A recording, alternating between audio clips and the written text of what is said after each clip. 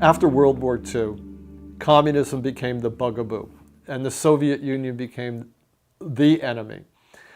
And even though, and one of the things the CIA did right after World War II was hire a lot of Nazis. Guys who'd been Nazis were now recycled and brought into the CIA. Uh, the Nazi rocket scientist von Braun went to work for the United States developing intercontinental ballistic missiles. So the Nazi past was forgiven, and Nazis went to work for the United States, including a guy named Reinhard Gehlen, who'd been the Nazi military intelligence officer in charge of operations against the Soviets in Eastern Europe. And this guy Gehlen became the head of the CIA's main intelligence operator into East Berlin and areas like the Ukraine, where the Nazis had intelligence agents during World War II. And this guy Reinhard Gehlen, on behalf of his new CIA masters, just activated all the agent nets that he had during World War II. The same thing was going on in Ukraine, although the Ukraine had very much large swaths of its population were fascists and were actively involved against the war against the Soviets and were enemies of the United States in World War II. After World War II, they became assets of the CIA. So the CIA has been developing fascist assets in the Ukraine for 70 years. And every year, since 1948, when the CIA went into operation, it has had a station in the Ukraine with a CIA officer who's running operations. And those operations have all been directed against first the Soviet Union, and after the collapse of the Soviet Union, against Russia. There's a lot of momentum that has built up over 75 years. Vast agent nets have been put in place. Sleeper agents have been in place for decades, and they're all working against Russia, which is why nowadays it's so hard for the mainstream media and the government to shift and even consider for a moment having good relations with Russia.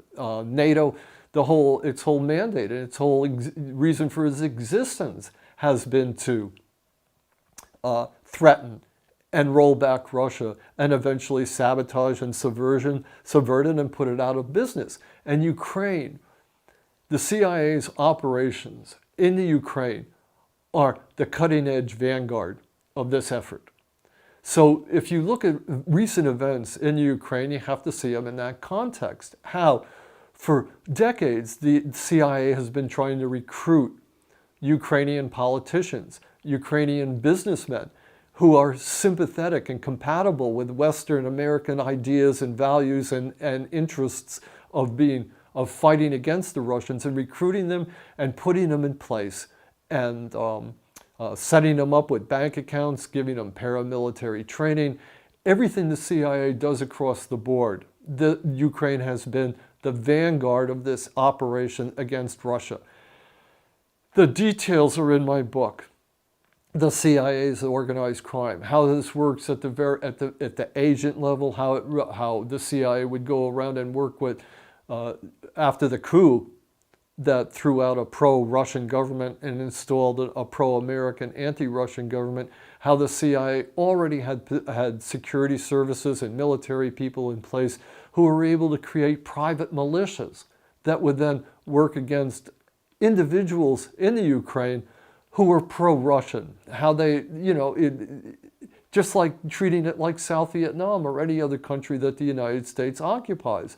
And that is the situation in the Ukraine. The United States occupies Ukraine. Its government is an occupation government that's supported and funded and directed by the United States. And the businessmen and the military people and the politicians that support the Americans benefit, and those who don't are put on hit lists and they're targeted. And that's basically the history and the summary of what's going on in the Ukraine. And the CIA, through its agent operations, which have been in place for 70 years, is at the vanguard of that operation. So is the intent and purpose of the CIA and American involvement in Ukraine to topple Russia, to balkanize Russia? Oh, absolutely, but also to steal Ukraine's, to take all the natural resources that are available there, the profits that can be had. I mean, it's capitalism.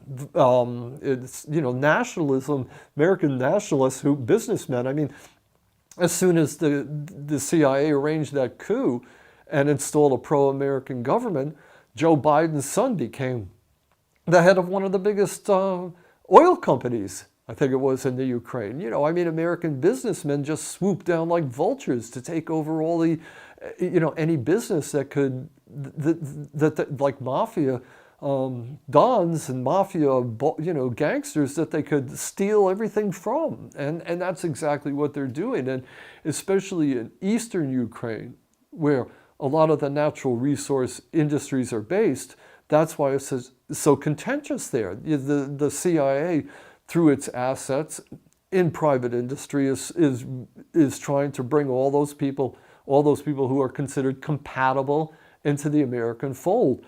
You don't see it at its dirty level, the level of blackmailing people, the level of extorting people, the level of the CIA using its underworld contacts to squeeze these people and to force them out of business and to make life miserable for them so that they give up their associations with Russians and Russian businessmen. But that's what's going on at the very basic level. I mean, militias are being formed to terrorize anybody who's supporting Russia, and you know, like in Donbass and places like that. So the details, again, which you would have to spend years studying to understand. You know, I suggest you just read the books to see how the CIA has relationships with the security services in the Ukraine. And as soon as the coup was launched, it took over control of those security services, and it started drawing up the hit lists of targeting people that it could go after. And the reason it's targeting the people that targets most highly are the people that are sitting on natural resources that American businessmen want. It's not going after, you know, plumbers and carpenters. It's going after major businessmen. And that's what the CIA does. It paves the way for American business interests by using illegal methods, and by using illegal methods to install politicians in the Ukraine that will follow the American line.